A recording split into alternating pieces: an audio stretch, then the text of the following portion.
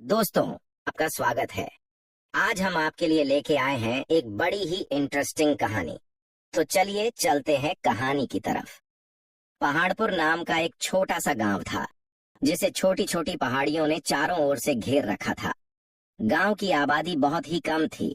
यह गांव दूर दराज के इलाके में था। गांव तक पहुंचने के लिए एक छोटी सी सड़क थी। गांव के आसपास का ज्यादातर इलाका बिल्कुल बंजर था। दूर दूर तक फसल और पेड़ बहुत ही कम नजर आते थे। गांव में सिर्फ एक ही बड़ा सा पीपल का पेड़ था। उस पेड़ की छाया बहुत ही घनी और ठंडी थी। गर्मी के दिनों में पेड़ की छाया में बैठने का बहुत ही आनंद आता था, लेकिन गांव का कोई भी आदमी उस पेड़ की छाया के नजदीक जाने की हिम्मत नहीं करता था।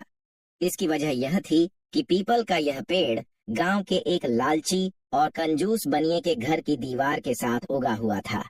वह इस पेड़ को अपनी संपत्ति समझता था और किसी को भी पेड़ की छांव के नीचे बैठने की इजाजत नहीं देता था। गांव का धोबी, जो सप्ताह में एक दिन बनिए के घर से गंदे कपड़े इकट्ठा करके ले जाता और उन्हें धोकर सुखाकर कुछ ही दिनों में वापस दे जाता, उसके बदले में बनिया उसे कुछ रुपए दे दिया करता था।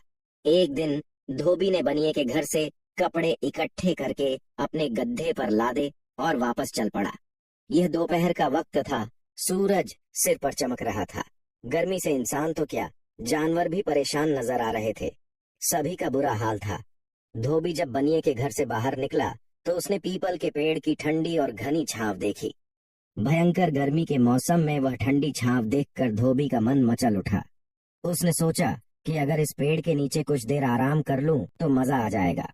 यह सोचकर धोबी पेड़ के नीचे आराम करने लगा। ठंडी ठंडी हवा में उसे जल्दी ही नींद आ गई। वह खर्राटे लेने लगा। ठीक उसी समय बनिया किसी काम से घर से बाहर आया। जब उसने धोबी को इतने आराम से पीपल की छांव में सोते देखा तो उसका पारा चढ़ गया। उसने लात मारकर धोबी को जगाया और चीखते हुए पूछने लगा, तुझे इस जगह पर सोने की इजाजत किसने दी? धोबी बेचारा हड़बड़ाकर खड़ा हो गया। वह बहुत ही शर्मिंदा था और सिर झुकाकर कहने लगा, मुझे माफ कर दीजिए हुजूर, मैं थका हुआ था। गर्मी भी बहुत थी। पीपल की ठंडी छांव देखकर मुझसे रहा न गया, इसीलिए कुछ देर इसके नीचे बैठ गया। न जाने कब मुझे नींद आ गई। ये सुनकर बनिए को और भी ज्यादा गुस्सा आ गया। वह चीखने लगा, ये जमीन तुम्हारी नहीं है। सारा गांव जानता है कि यह पेड़ मेरा है। मैं इसके नीचे किसी को भी रुकने की इजाजत नहीं दे सकता। धोबी ने कहा, हुजूर, मैं आपके कपड़े बरसों से धो रहा हूँ। मेरा बाप भी आपकी सेवा करता था। अगर मैंने 2 घड़ी आपके पेड़ की छांव में आराम कर लिया तो इसमें आपका क्या नुकसान है? अपने काम के बदले में मुझे इतना तो हक मिलना ही चाहिए। ये सुनकर बनिया अकड़ गया और कहने लगा, अगर तुम हमारे कपड़े धोते हो तो उसके बदले में तुम्हें पैसे मिलते हैं। मुफ्त में तुम ये काम नहीं करते। तुम्हें एक घड़ी भी इस पेड़ की छांव में आराम करने का अधिकार नहीं है। इस दुनिया में कुछ भी मुफ्त में नहीं मिलता। बनिए की यह बात सुनकर धोबी हैरानी से पूछने लगा, क्या आप इस पेड़ की छांव की भी कीमत मुझसे वसूल करेंगे? बनिया बोला, बिल्कुल ठीक समझा। असल में बनिए को पैसे कमाने का एक अनोखा तरीका सूझ गया था। धोबी ने पूछा, अच्छा तो क्या कीमत है पेड़ की छांव की? बनिया बोला, अगर तुम पेड़ की छांव खरीदना चाहते हो तो तुम्हें 1000 सोने के सिक्के मुझे देने होंगे। एक भी पाई कम नहीं लूंगा। इतनी ज्यादा कीमत सुनकर धोबी हैरानी के मारे उछल पड़ा। कुछ पलों के लिए उसने सोचा और फिर कहने लगा, ये तो बहुत ही ज्यादा है। मैं तो इस पेड़ की छांव के बदले में तुम्हें ज्यादा से ज्यादा 200 सोने के सिक्के ही दे सकता हूँ। थोड़ी देर के लिए दोनों में बहस होने लगी। बनिया उस बेवकूफ धोबी से ज्यादा रकम ऐंठने के चक्कर में था और धोबी उस पेड़ की ठंडी छांव के बदले में बनिए को ज्यादा रकम देने को तैयार नहीं था। थोड़ी देर बहस होने के बाद धोबी उस पीपल की छांव के बदले में 500 सोने के सिक्के देने को तैयार हो गया। बनिए ने उसकी यह पेशकश कबूल कर ली। वह खुश था कि मुफ्त में ही इतनी बड़ी रकम हाथ लग रही है। यह भी तय हो गया कि कल गांव के सरपंच को गवाह बनाकर एक लिखित समझौता तैयार कर लिया जाएगा। धोबी पीपल के पेड़ की छांव की कीमत बनिए को नगद के रूप में देगा। दोनों उस लिखित समझौते पर अपने हस्ताक्षर भी करेंगे। इसके बाद ही पीपल के पेड़ की छांव धोबी की संपत्ति बन जाएगी। सारा मामला तय हो जाने के बाद धोबी सोच विचार करता हुआ अपने घर वापस आ गया। दूसरी तरफ बनिया बहुत खुश था कि उसने धोबी को अच्छा बेवकूफ बना दिया और एक मोटी रकम ली। यह रकम तो उसे मुफ्त में ही मिल रही थी। आखिर पेड़ की छांव की भी कोई कीमत होती है, वह भी ऐसी छांव जिसके नीचे न तो वह आज तक खुद और न ही उसके परिवार का कोई सदस्य बैठा होगा। बनिए ने फैसला किया कि वह इस रकम से एक खेत खरीद लेगा। बनिए ने तो अपने विचार में धोबी को धोखा दे दिया था, मगर धोबी भी इतना बेवकूफ नहीं था जितना बनिया उसे समझ रहा था। धोबी ने बदला लेने के लिए अपने दिमाग में एक तरकीब सोच ली थी। घर पहुंचकर उसने अपने गड्ढे को उसकी जगह पर बांधा, उस पर लदे हुए कपड़े उतार कर एक तरफ रखे और अपनी पत्नी से कहने लगा, सुनो, मुझे अपने सोने के गहने दे दो, मैं उन्हें गिरवी रखकर सुनार से कुछ रकम लेना चाहता हूँ। उसकी बीवी यह बात सुनकर हैरान रह गई और पूछने लगी, इतनी बड़ी रकम की अचानक से क्या जरूरत आन पड़ी? धोबी ने कहा, मैं बनिए के घर के बाहर जो पीपल का पेड़ है उसकी छांव खरीदना चाहता हूँ। मैं इस गर्मी के मौसम में उसके नीचे आराम किया करूंगा। धोबी की बात सुनकर उसकी पत्नी को अपने कानों पर यकीन नहीं आया। वह सोचने लगी कि शायद उसके पति का दिमाग खराब हो गया है। क्या कभी किसी ने पेड़ की छाया भी खरीदी है? क्या पेड़ की छाया भी भला किसी की संपत्ति हो सकती है? वह धोबी को समझाने की कोशिश करने लगी, ये बेवकूफी मत करो, इस तरह से तुम अपने गहनों से भी हाथ धो बैठोगे, क्योंकि दोबारा तुमसे पेड़ की छांव को कोई नहीं खरीदेगा और तुम्हारी रकम भी तुम्हें वापस नहीं मिलेगी। लेकिन धोबी अपने फैसले से टस से मस न हुआ। उसने अपनी पत्नी की बात को सुनने और समझने की कोशिश नहीं की। उसकी पत्नी फिर से कहने लगी, मेरी तो सलाह यह है कि जेवरात बेचकर तुम कोई खेत खरीद लो, उस पर फसल लगाओ, जिसे बेचकर तुम्हें ज्यादा मुनाफा होगा और तुम अमीर आदमी बन सकोगे। धोबी कहने लगा, देखो मान, पहली बात तो यह कि मैं एक धोबी हूँ, मुझे सिर्फ यही काम आता है। मैं रातों रात किसान नहीं बन सकता। खेत में हल चलाना, बीज बोना और फसल बेचना ये मेरे बस की बात नहीं है। मैं 10 साल तक खेत में मेहनत करके भी उतनी रकम नहीं कमा सकता जितनी इस पेड़ की छांव से 6 महीने में कमा लूंगा, और उसके बाद तुम्हारे गहने भी तुम्हें वापस लौटा दूंगा। धोबी की पत्नी समझ गई कि उसके पति का इरादा बदलने वाला नहीं है, इसलिए उसने और ज्यादा बहस नहीं की। चुपचाप गहनों की पोटली लाकर अपने पति के हवाले कर दी। धोबी गांव के सुनार के पास पहुंचा। पूरे गहने उसके पास गिरवी रखकर सोने के 5 सिक्के उधार ले लिए। दूसरे दिन पहले से ही निश्चित किए गए समय पर सोने के सिक्कों से भरी हुई थैली लेकर वह समझौते पर हस्ताक्षर करने के लिए सरपंच के पास पहुंचा। बनिया पहले से ही वहां मौजूद था। गांव के और भी बहुत से लोग वहां आए हुए थे। सभी इस अजीबोगरीब सौदे पर हैरान थे। गांव में हर तरफ यह बात फैल चुकी थी कि धोबी ने पीपल के पेड़ की छांव बनिए से खरीद ली है। बनिए ने लिखित समझौते में पहले से ही यह लिखवा दिया था कि वह अपने पीपल के पेड़ की छांव सोने के 5 सिक्कों के बदले धोबी को बेच रहा है। उन दोनों में से जो भी आदमी इस समझौते को तोड़ने की कोशिश करेगा, वह दूसरे आदमी को 1000 सोने के सिक्के जुर्माने के तौर पर देगा। इस समझौते पर बनिए ने दस्तखत किए, लेकिन धोबी क्योंकि अनपढ़ था, इसलिए उसने अपने बाएं हाथ के अंगूठे का निशान लगाया। सरपंच ने गवाह के तौर पर दस्तखत कर दिए। वहां पर मौजूद सभी लोग इस समझौते के गवाह बन गए। धोबी ने फिर पेड़ की छांव की कीमत यानी 5 सिक्के बनिए के हवाले कर दिए। वहां पर मौजूद हर आदमी यही सोच रहा था कि बनिया बहुत ही चालाक है। उसने बेचारे भोले भाले धोबी को लूट लिया है, क्योंकि आज तक न तो किसी ने ऐसा सुना था और न ही देखा था कि पेड़ की छांव भी बेची जा सकती है।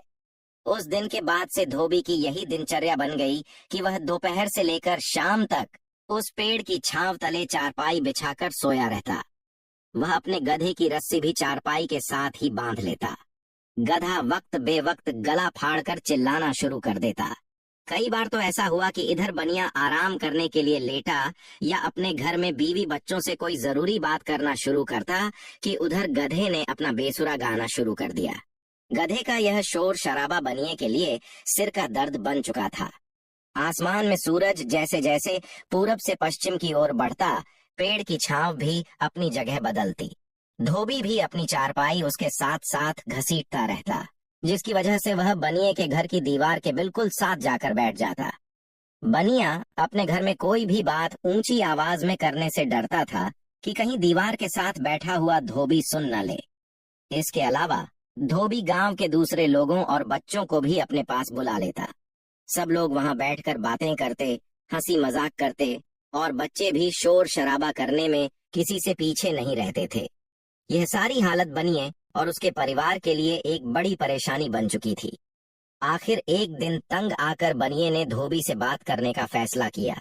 वह धोबी से कहने लगा, लगता है तुम मेरे घर पर भी कब्जा करना चाहते हो। तुम्हारा गधा और तुम्हारे जानवर सबकी वजह से हमारे आराम और काम में रुकावट आ रही है।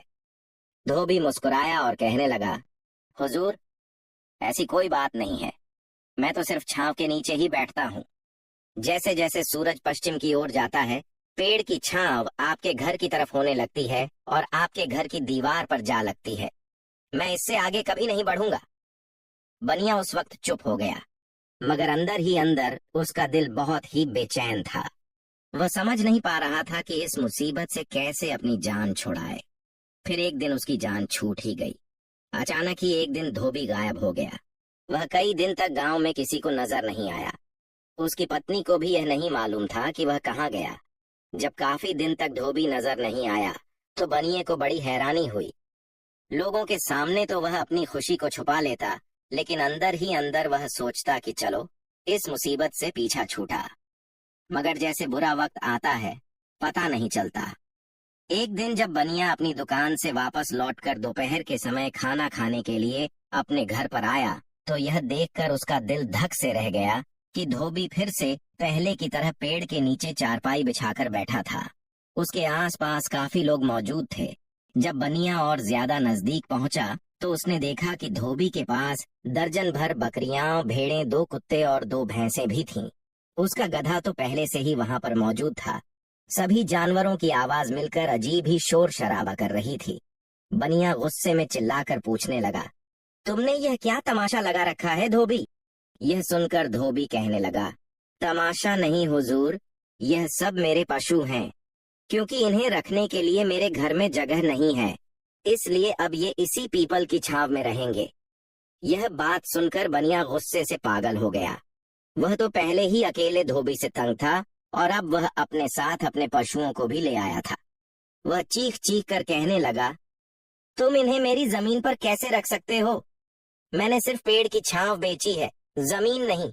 धोबी यह सुनकर हंसने लगा और कहने लगा, आप सच कहते हैं। मैं तो सिर्फ पेड़ की छांव का ही इस्तेमाल कर रहा हूँ। अगर आपको कोई एतराज है तो आप अपनी जमीन किसी दूसरी जगह पर ले जाइए। धोबी की यह बात सुनकर सारे लोग हंसने लगे। बनिया अपने आप को बहुत ही चालाक समझता था, मगर धोबी भी उसके काबू में नहीं आ रहा था। वह झुंझला कर बोला, मेरी जमीन तो यहीं पर रहेगी, तुम अपनी इच्छाओं को कहीं और ले जाओ। यह बात सुनकर धोबी एक बार फिर से जोर से हंसने लगा और बोला, फिर मैं पीपल का पेड़ भी अपने साथ ही ले जाऊंगा, क्योंकि यह छांव तो इसी पेड़ की है। धोबी की यह बात सुनकर बनिया और भी ज्यादा परेशान हो गया। वह अपने बाप दादाओं के लगाए हुए पेड़ को काटने की इजाजत कैसे दे सकता था? उसने अपने घर वालों, दोस्तों और रिश्तेदारों से सलाह मशविरा किया और फिर यह फैसला हुआ कि धोबी के साथ पेड़ की छांव बेचने का समझौता तोड़ दिया जाए। अब बनिए के पास धोबी को जुर्माने की रकम अदा करने के अलावा और कोई चारा नहीं था। दूसरे दिन परेशान बनिए ने धोबी के साथ अपना समझौता खत्म कर दिया और जुर्माने के तौर पर 1000 सोने के सिक्के धोबी को थमा दिए। अपनी रकम दोगुनी होकर वापस धोबी को मिली तो वह बहुत ही खुश था। इस रकम से उसने अपनी पत्नी के गिरवी रखे हुए गहने छुड़वाए और अपनी पत्नी को वापस लौटा दिए। उसकी पत्नी भी बहुत ही खुश थी। अब धोबी ने बनिए को सलाह देते हुए कहा, यह रोशनी, बारिश, धूप और छांव सब ईश्वर की देन है और यह अनमोल है। इन पर कब्जा नहीं जमाना चाहिए, बल्कि सबके साथ मिलकर इनका फायदा उठाना चाहिए। बनिए को भी अब यह बात समझ में आ चुकी थी, इसलिए उस दिन के बाद से उसने कभी भी किसी गांव वाले को पीपल की छांव में बैठने से मना नहीं किया। दोस्तों, अगर हमारी यह कहानी आपको पसंद आई हो तो कृपया इसे लाइक और शेयर करें। हमारे चैनल सब्सक्राइब करना न भूलें और बेल आइकन को